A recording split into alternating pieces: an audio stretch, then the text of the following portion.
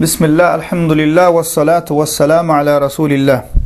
Müslüman doğanlar Ramazan ayından ön şirk barada dersimizi geçipdik.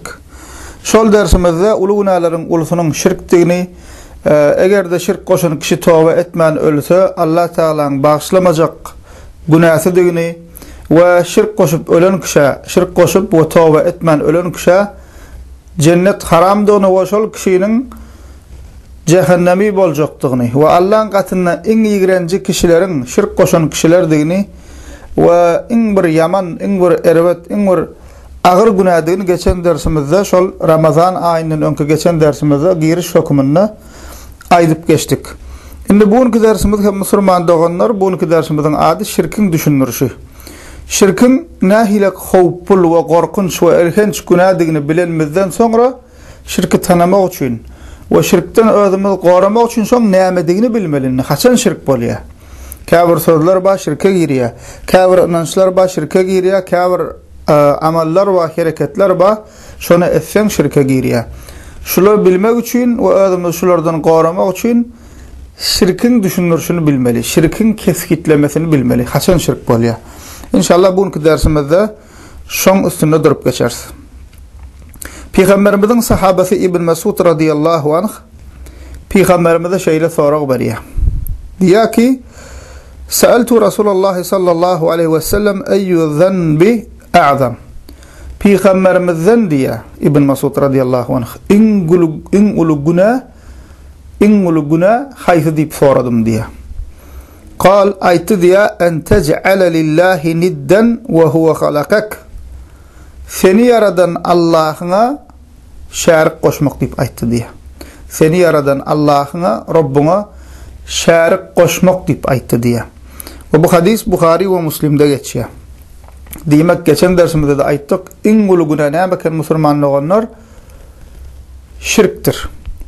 Bir musulman adama şu sorak berilse, ey musulman, Allah'ın gatyna en ulu günah näme, en ýaman günah näme diýilse, şoň jogaby näme bolmaly, näme jogap bermeli? Şirk diýip jogap bermeli. Hawa endi şirk näme?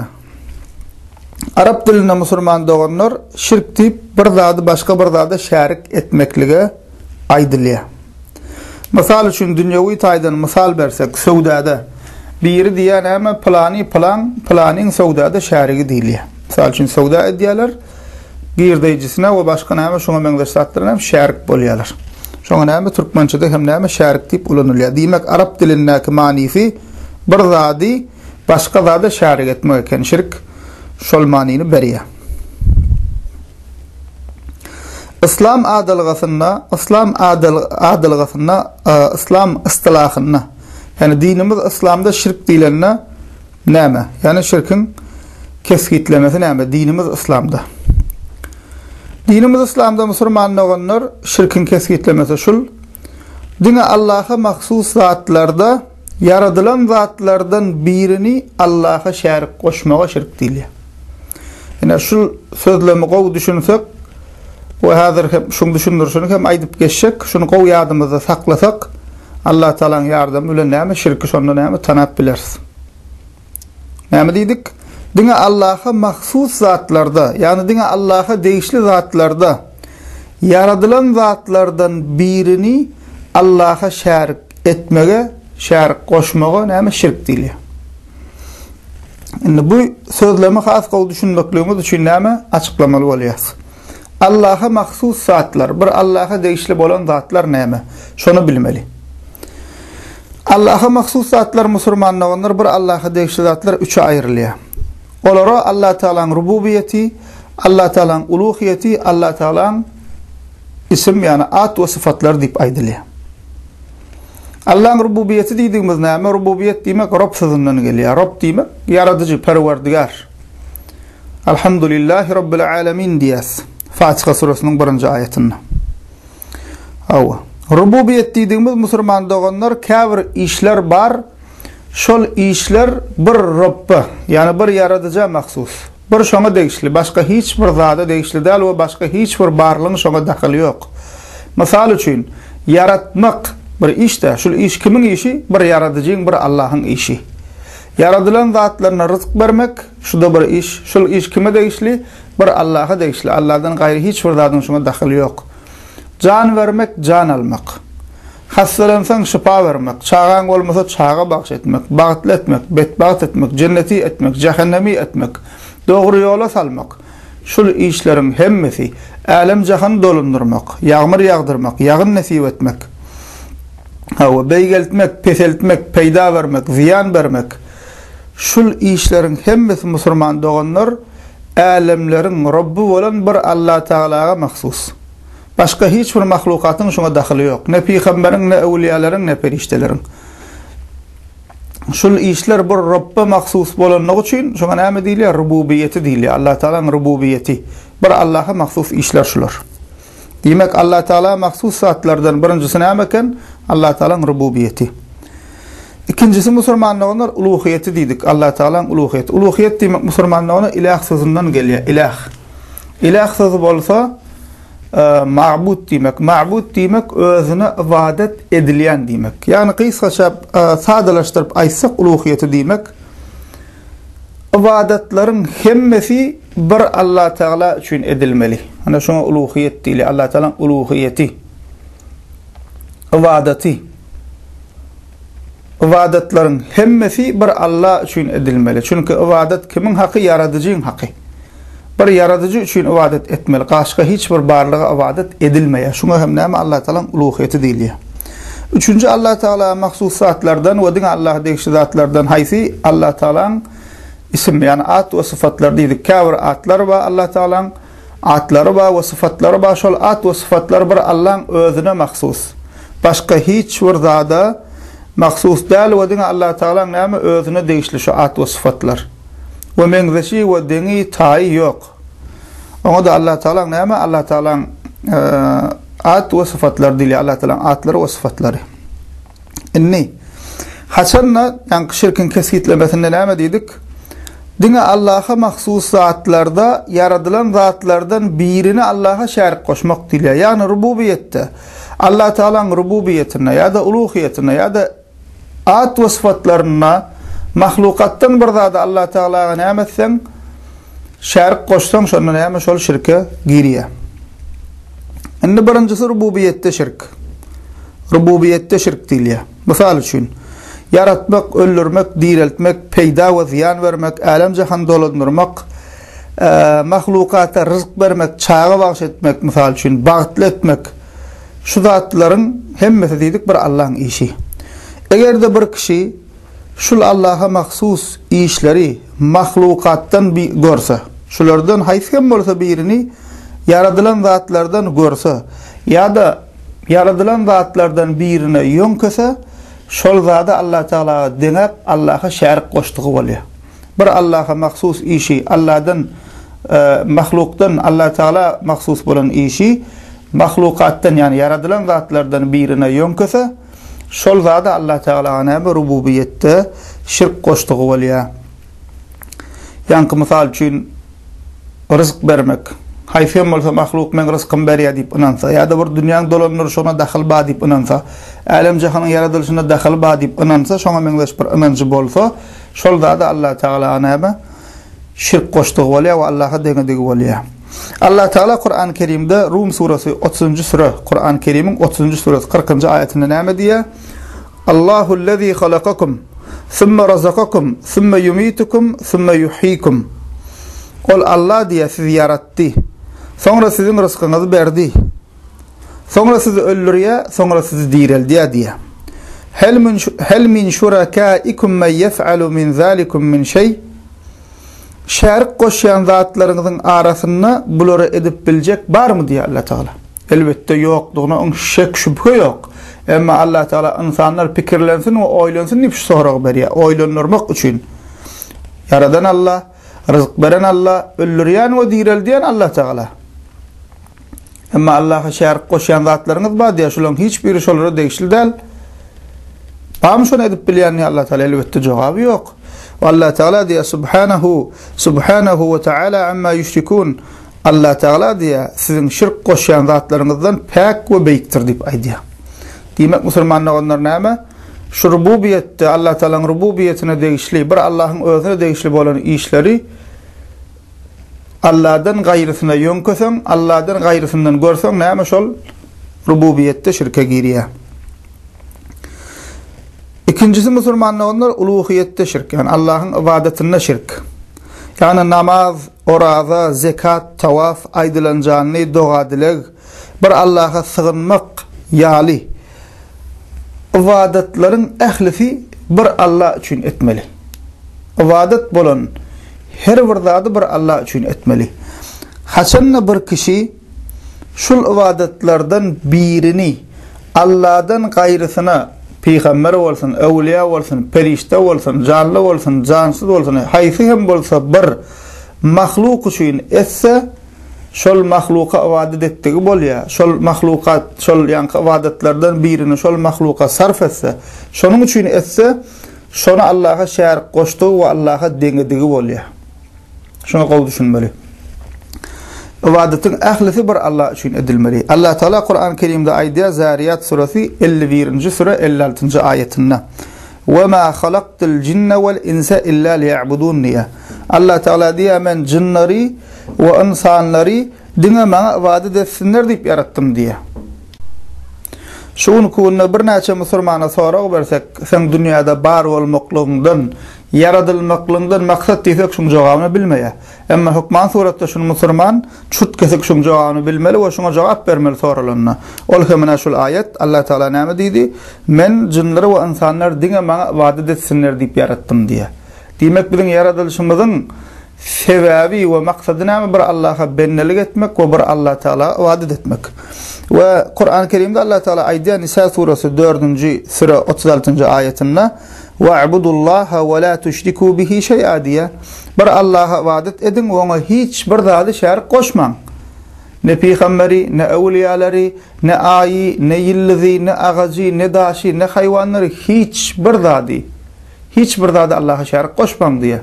Bir Allah'a ibadet edin, bir Allah'a sığının, bir Allah Teala'ya yalvarın, bir Allah bil bağlan diye.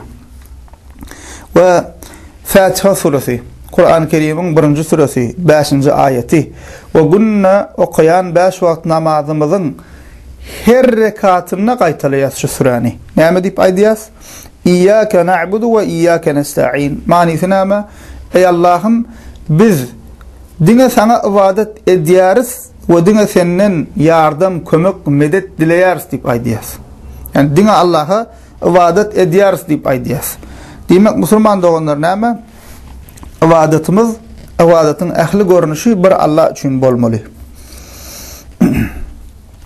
Namaz, oraza, sadaka, zekat, doğadilik, hemmesi şular näme? Öz näme hareketimizden ediyen ibadetlerimiz bir Allah için bolmalı.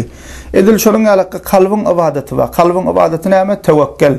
Bir Allah'a bil bağlamak, Allah'dan korkmak, bir Allah Teala'nı qovurmak, bir Allah Teala'dan umid etmek. Şuların hemmesi Müslüman doğanlar kalbin ibadetleri diye ulemalar. Şuların hemmesi bir Allah için bolmalı. Indi Müslüman doğanlar şu ibadette insanlar tarafından edilen şirke misal versek en köp yayran görünüşlerinden biri näme? İnsanlar doğadilegde Allah Teala'ya şirk koşarlar şuun kuunna. Misal üçün näme? Çağı gerek bolsa, rızık gerek bolsa, ya olmasa ara çıkmadık qıydılar, bağıtım açılsın deyip, ya olmasa hassa olsa şifa dilep, nirak gidiyorlar, mazarlara gidip, şol yerde yatan ölülerden, yaxşıda ve pir kişilerden, ölülerden dilek dua edip şolara yalvarıyorlar, şolardan dileyorlar şu zatları. Ama bilmeli zat Müslüman doğanlar, dua dilek ibadet. Şu elini açıp yalvarmak, elini açman ya da kalbinle, dilinle, içinden, daşından yalvarmak ve dilek etmeklik şu ibadet. Bunu kim diye ibadetlerini biz özümüzden aytmayız. Muhammed sallallahu aleyhi ve sellem hadisi şerifinde diye Nu'man ibn Beşir'den rivayet edilen hadisinde Peygamberimiz näme dip aytdı? "Ed-du'a huvel ibade" dedi. Dua dilek, yalvarmak, dilemek, sığınmak. Ed-du'a huvel ibade. Şun özü dua dileğin özü ibadettir dip aytdı Peygamberimiz. Namaz nahilek bir Allah için edilmeli, kılmalı olsan, Zekatyny bir Allah üçin bermeli bolsaň, hajyny bir Allah üçin etmeli bolsaň, Allahyň razylygy üçin doga dilek hem musulman doganlar bir Allahdan dilemeli. Çünkü doga dilek ibadet. Şol hadisi aýdandan soň Peygamberimiz Muhammed sallallahu aleyhi ve sellem ýandan şol aýaty okaýar. ثم قرأ ديا وقال ربكم ادعوني أستجب لكم إن الذين يستكبرون عن عبادتي سيدخلون جهنم داخرين. Rabbimiz aýtdy diýä Peygamberimiz, ýa-ni hadis aýdýa, doga dilek ibadetdir diýä, gönüm ýandan şu Kur'an-ı Kerimden, Kur'an-ı Kerim'in 40-njy suresi Gafir suresiniň 60-njy aýatyny okaýar. Gönüm ýandan. Rabbimiz aýtdy diýä, menden dileň, maňa ýalbaryň. Estecib lekum, men sizin dogalarınızı kabul edeyim diye. İnnellezîne yestekbirûne an ibadeti seyedhulûne cehenneme dâhirîn. Bana ibadet etmeklikten tekebbirlenýänler, ulumsuluk edýänler pes bolup, har ýagdaýda, zelil ýagdaýda cehenneme girerler diye Allah Taala. Demek musulman doganlar, doga dilegiň bolsa, çağa gerek bolsa, rızk gerek bolsa, baht gerek bolsa, işin şowly bolmagyny isleýän bolsa, başga islenlik bir arzuwuň bolsa, bir Allah Taala'nın eline bolan zatları bir Allah'ın özünden dilemeli. Çünkü ne Peygamberin eline sana çağa bağış etmek, rızk bağış etmek, ne evliyan eline, ne pirin eline. Mazaristana ziyarete gidesin, else gidivermeli. Mazaristana ziyarete etmeklikten iki maksat var. Ölümü atlamalı ve şol yatan benlere Allah Taala'dan bağışlanma dilemeli. Ama ondan başka maksatlar için mazarlığa gitmek bolmaya. Şoň üçin näme musulman doganlar doga dilegiň bir Allahdan bolmaly. Ene köp ýaýran görnüşi şol. Ibadetde şirke misal. Egerde kim şol yatan adamlardan şu zatlary dilese, şonu Allah Taala deňäp, şonu Allah Taala şärik goşdygy bolýar. We şol kişi dinden çykýar. Günne 5 wagt namaz okysa, ýylla bir gede haja gitse-de, gije günni ibadet edip, günne orada agzy beklese hem şol adamyň edeni puja gidýär. Müşrik bolýar we dinden çykýar. Çünki Allah üçin etmeli ibadetini, doga dilegini, ýa-da diňe Allahdan dilemeli zadyny ýanky ölüp gidenlerden, ölülerden dilenlik üçin. Üçüncü bir görnüşi şirkin musulman doganlar Allah Taala'nın at we sıfatlaryna şirk. Allah Taala'nın at we sıfatlaryna şirk. Kur'an we sünnetde habar berilen Allah Taala'nın atlary we sıfatlary bar. O şol at we sıfatlarda Allah Taala'nın deňi taýin meňzeşi ýok. Bir Allah'ın özüne mahsus şol at we sıfatlar. Kur'an-ı Kerim'de Şura suresi 42. sure 11. ayetinde Allah Teala diyor: "Leysa kemislihi şey, leysa kemislihi şey ve huves-semi'ul basir" diyor. Onun yani Allah'ın meňzeşi deňi taýy ýokdur. Ol eşidýändir we görýändir diyor. Yani Allah Teala eşidýär we görýär. O şu eşitmeklerine, görmeklerine ve başka da sıfatlarına Allah Teala'nın hiçbir meňzeşi deňi taýy yok. Eşitmeklerinin, görmeklerinin, bilmeklerinin çägi yok. Allah Teala näme eşidýär we görýär we ähli zady bilýär. Ähli zady eşidýär. Ähli zady görýär. Indi bir kişi gelip şol Allah'a mahsus bolan sıfatlardan birini mahlukata ýönkese, Allah'ın sıfatyny şol mahluka berse, şol mahluky Allah Teala'ga deňedigi we Allah'a şärik etdigi bolýar, şonu şirke girýär. Awa şuň kowunda misal üçin käbir jahil adamlar näme diýerler? Ölüp giden pirlere we awliýalara Allah'ın sıfatyny ýönkýär, özleri bilip ýa-da bilmän. Näme diýär? Şol ýatan ýerinden näme bizi görüp ýatyr, eşitip ýatyr diýär. Gyýgyrsaň diýär, plan pir, plan awliýa diýip diýär, çağırsaň, darda galsaň ýetişýär diýär. Senden uzakdan habardar bolmak, senin hal ýagdaýyňy bilip durmak, seni görüp durmak, ýetişdiýende ýetişmek bir Allah'a mahsus zat bul. Mahluka mahsusat däl, bu ne pire de mahsus däl, ne perişte de. Hawa. Emma näme diýerler? Şol şeýdip Allah'ın sıfatyny görüp we eşitip senden habardar bolup ýetişdiýende ýetişmek Allah'a mahsusat, yaradıcı mahsusat. Şunu getirip näme? Awliýalara, pirlere ýönkýärler we şeýdip şolara Allah'a näme şirk goşdukları bolýar, Allah Taala näme deň tutdukları bolýar. Ya bolmasa misal üçin gaýby bilmek. Geljegi, geçmişi, äşgäri, gizlini, gaýby bilmek bir Allah'a mahsusat. Ama bir entek insan şunu gidýär näme? Palçylara gidýär, garaskowa inanýar, şeýdip näme şolara Allah Taala şärik goşýar. Çünkü Kur'an'a göre Allah Teala aýdýar Neml suresi 27. sure 65. ayetinde: "Kul la ya'lemu men fi's-semawati wal-ardi'l gayba illallah" diýär. Aýtdy, asmanlardakylaryň we ýerdekilerin hiç bir gaýby bilmez diýär. Gaýby diňe Allah biler diýär. Peýgamber gaýby bilmeýär.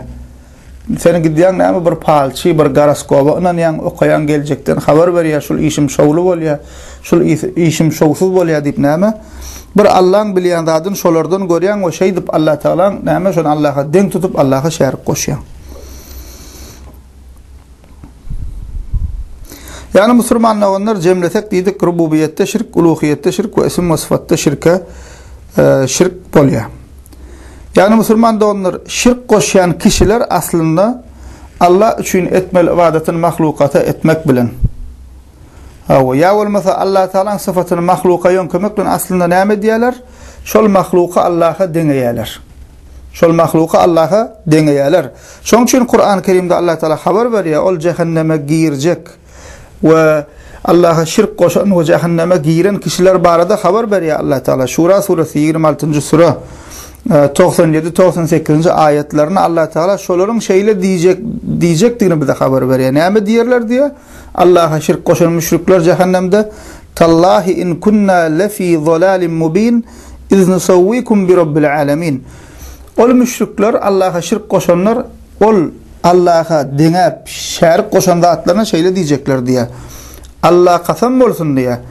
Biz sizi Allah bilen deňen wagtymyz açyk aýdyň azygynyň içinde kenik diýjekler diye. Haçanda biz sizi Allah'a deňen wagtymyz açyk aýdyň azygynyň gumrahlygyň içinde kenik diýjekler diye. Diýmek näme ýatyr? Mahluky Allah'a deňemek ýatyr şirkin aslynda we esasyna.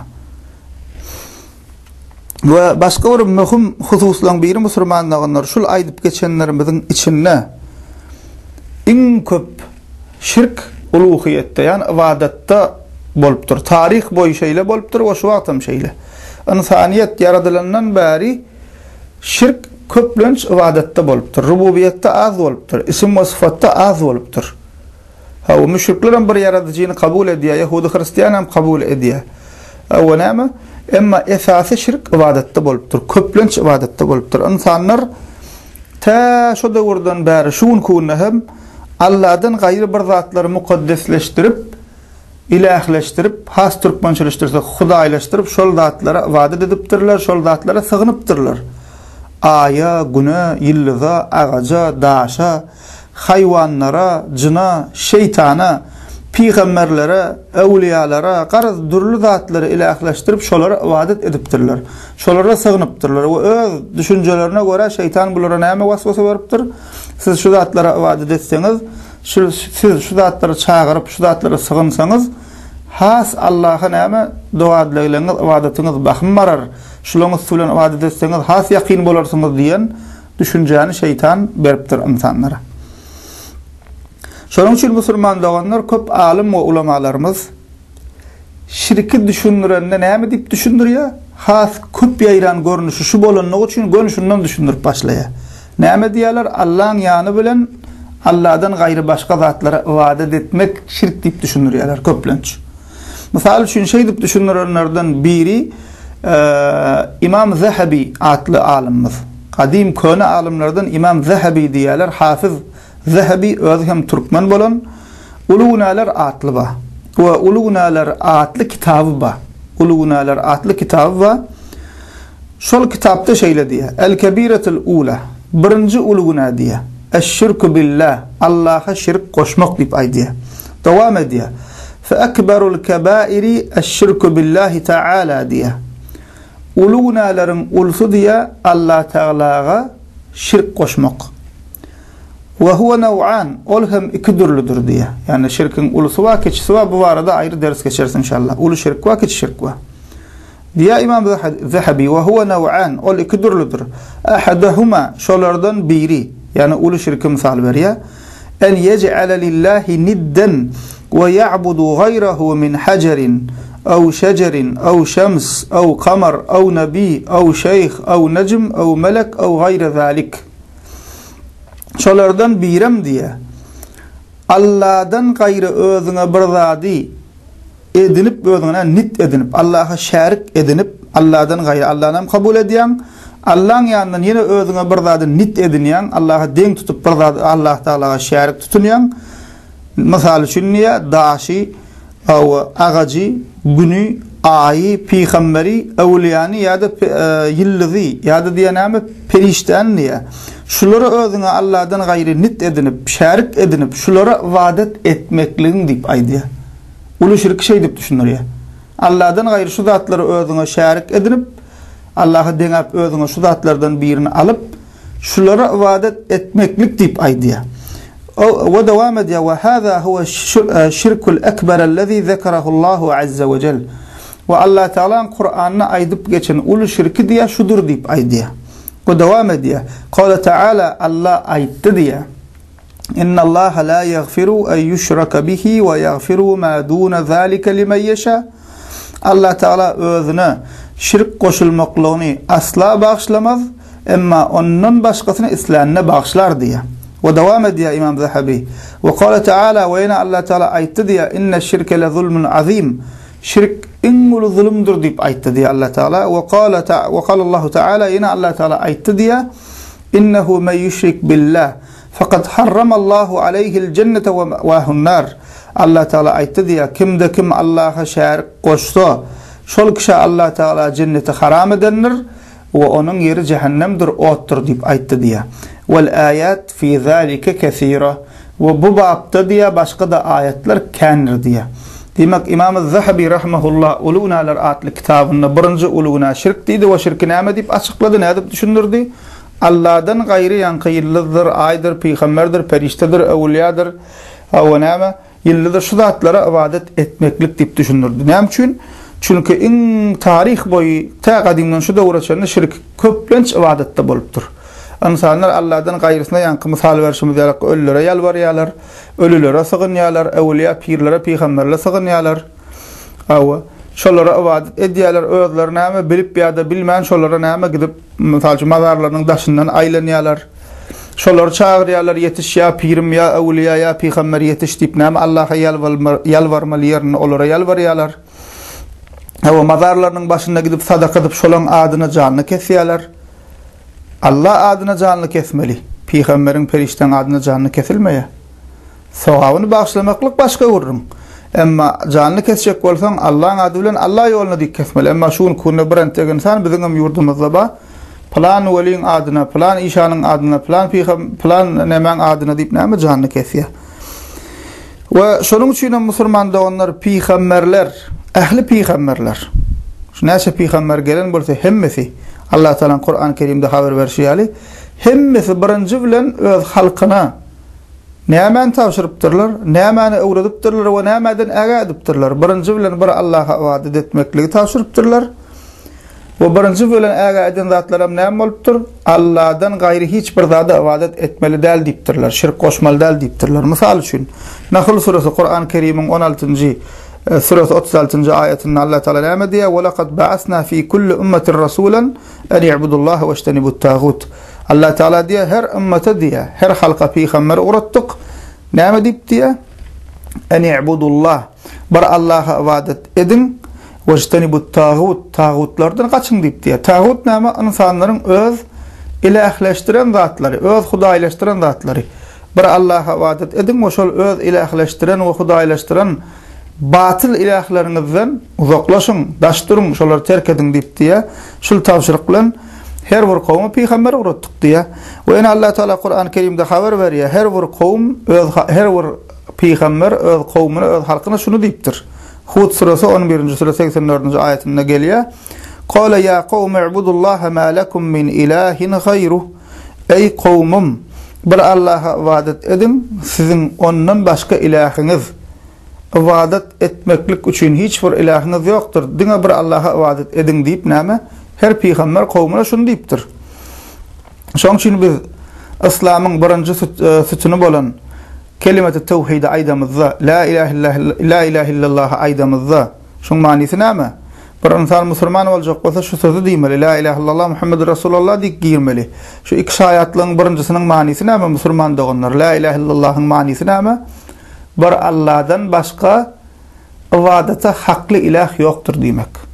Bir hak Allah var, bir hak ilah Allah'dır demek. Bir ibadete haklı, yeketek ibadet edilýän, yeketek sığınylýan, yeketek yalvarıp bil bağlanýan bir Allah badır demek, la ilahe illallah. qalan ilahlar batıldır diýmek. Ýa-da la ýok diýär. İlah ýok, nähisi ilah ýok, batyl ilahlar ýok. İnsanlaryň öz ilahlaşdyran zatlary ýok diýär. İnkar edýär şolar. Näme diýär? İllallah, Allahdan gaýry. Allahdan gaýry ibadete hak, Allahdan başga ibadete hakly ilah ýok diýip aýdýar. Demek musulmanda onlar näme? Şul mesele gowy düşünmeli. Şu şirkin kesgitlemesine düşünsek, bundan soň galan ömrümizde Allah Taalaň ýardamy bilen haýsy ibadetin, haýsy inanjyň, haýsy sözüň şirke girýänligini bilip bileriz. Welama Hukman suratda ýanky aýdanymyza hem unutmaly däl. Tarihten ta günümizde çenli şirk köplenç ibadetde bolupdyr. Häzirki günüm şeýle misallaryny hem aýtdyk. Has giňişleýin misallaryny hem Allah Taalaň ýardamy bilen inşallah halkyň içinde şirkin köp ýaýran görnüşleri atly ders geçeriz.